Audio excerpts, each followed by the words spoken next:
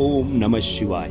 शिव पुराण महात्म्य विदेश्वर संहिता अध्याय 9। लिंग पूजन का महत्व।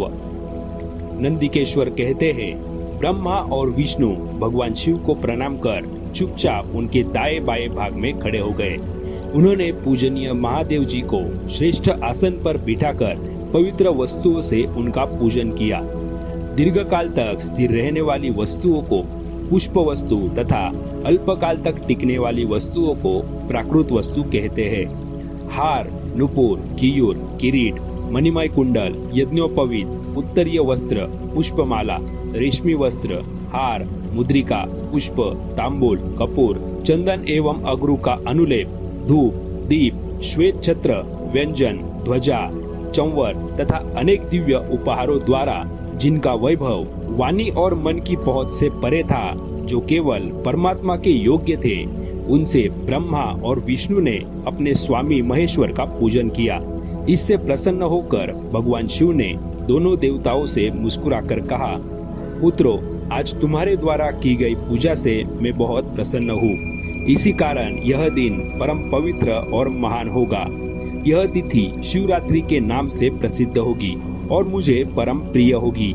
इस दिन जो मनुष्य मेरे लिंग अर्थात निराकार रूप की या मेरी मूर्ति अर्थात साकार रूप की दिन रात निराहार रहकर अपनी शक्ति के अनुसार निश्चल भाव से यथोचित पूजा करेगा, वह मेरा परम प्रिय भक्त होगा।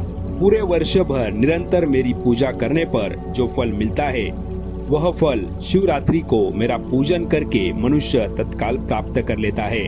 जैसे पूर्ण चंद्रमा का उदय समुद्र की वृद्धि का अवसर है, उसी प्रकार शिवरात्रि की तिथि मेरे धर्म की वृद्धि का समय है।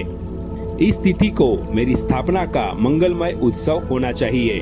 मैं मार्गशीर्ष मास में आर्द्रा नक्षत्र से युक्त पूर्णमासी या प्रतिपदा को ज्योतिर्मय स्तंभ के रूप में प्रकट हुआ था।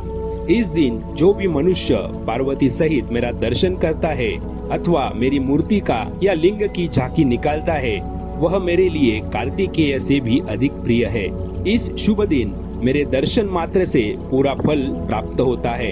यदि दर्शन के साथ मेरा पूजन भी किया जाए तो इतना अधिक फल प्राप्त होगा कि वाणी द्वारा उसका वर्णन नहीं किया जा सकता। लिंग रूप में प्रकट होकर मैं बहुत बड़ा हो गया था, अतः लिंग के कारण यह भूतल लिंग स्थान के नाम से प्रसिद्ध हुआ।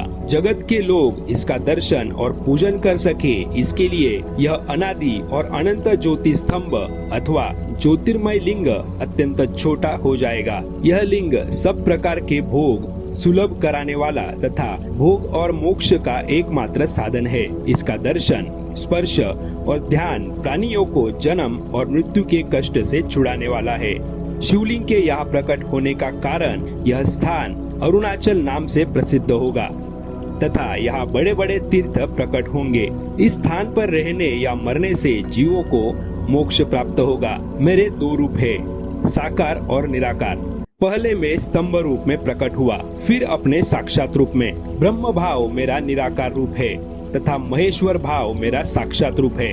ये दोनों ही मेरे सिद्ध रूप है। मैं ही परम ब्रह्म परमात्मा हूँ। जीवों पर अनुग्रह करना मेरा कार्य है। मैं जगत की वृद्धि करने वाला होने के कारण ब्रह्म कहलाता हूँ। सर्वत्र स्थित होने के कारण मैं ही सबकी आत्मा हूँ। सर्ग से लेकर अनुग्रह तक जो जगत संबंधी 5 कृत्य है, वे सदा ही मेरे हैं। मेरी ब्रह्म रूपता का बोध कराने के लिए पहले लिंग प्रकट हुआ, फिर अज्ञात ईश्वरत्व का साक्षात्कार कराने के लिए मैं जगदीश्वर रूप में प्रकट हो गया। मेरा सकल रूप मेरे ईशत्व का और निष्कल रूप मेरे ब्रह्म स्वरूप का बोध कराता है। मेरा लिंग मेरा स्वरूप है और मेरे सामीप्य की प्राप्ति कराने वाला है। मेरे लिंग की स्थापना करने वाले मेरे उपासक को मेरी समानता की प्राप्ति हो जाती है तथा मेरे साथ एकत्व का अनुभव करता हुआ संसार सागर से मुक्त हो जाता है। वह जीते जी परमानंद की अनुभूति करता हुआ शरीर का त्याग कर शिवलोक को प्राप्त होता है, अर्थात मेरी ही स्वरूप हो जाता है। मूर्ति की स्थापना लिंग की अपेक्षा गौण है। यह उन भक्तों के लिए है जो शिव तत्व के अनुशीलन में सक्षम नहीं है।